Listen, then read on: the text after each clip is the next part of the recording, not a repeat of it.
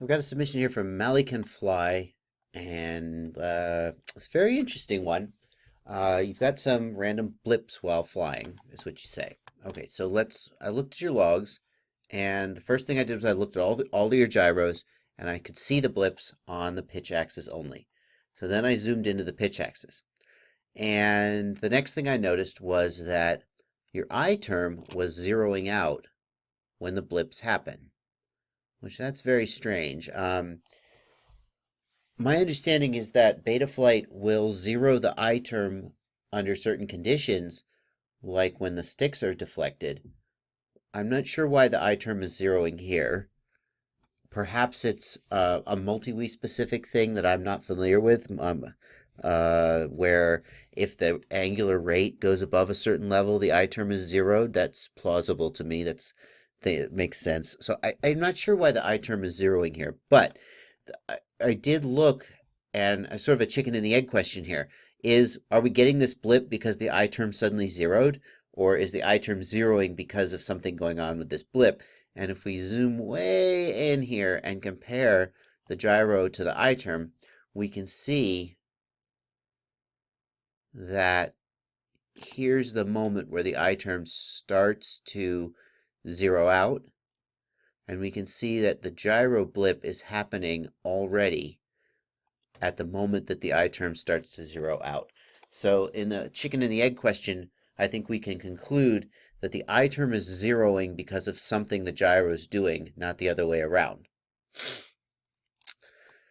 So then we have to look at why the gyro is doing this weird thing. And then the chicken and the egg question gets even more complicated because, for example, if we look at your motors, we will see your motors respond to this blip, but that's because the motor, again, is the blip happening because the motors did something weird or vice versa? And that's a little harder to tell, right? Because the motors are much closer synced with the blip.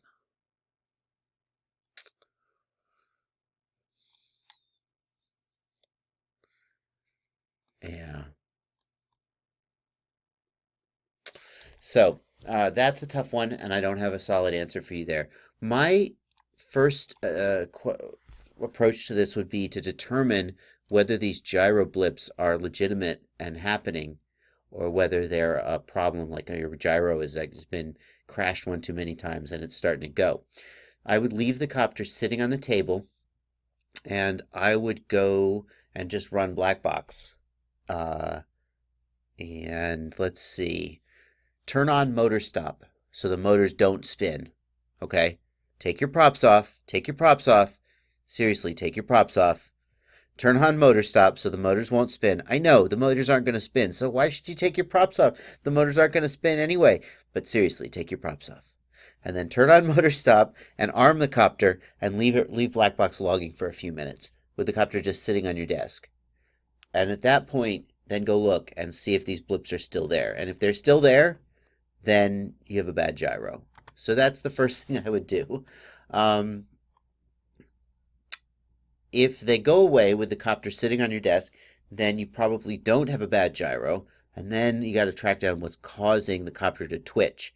Because then these twitches are legitimately happening, and everything the PID loop and the motors are doing in response is trying to cover up the problem, okay? It's like if you're driving a car and suddenly you jerk the wheel to the left, that's a problem. But if you're driving a car and there's a squirrel in the road and you jerk the wheel to the left, well, now you're responding to something that's actually there, right? So that's the first thing we got to figure out. So that's what I would say. I would give even odds, 50-50 odds, so not a very aggressive bet, I'm afraid.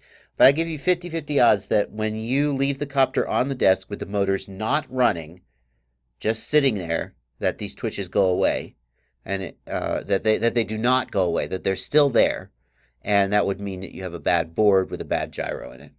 Okay, well, not a great analysis, I'm sorry, but I hope it's helpful, and I hope I've at least given you the next step. Happy flying. Happy setting your copter on a desk, not flying. Bye-bye.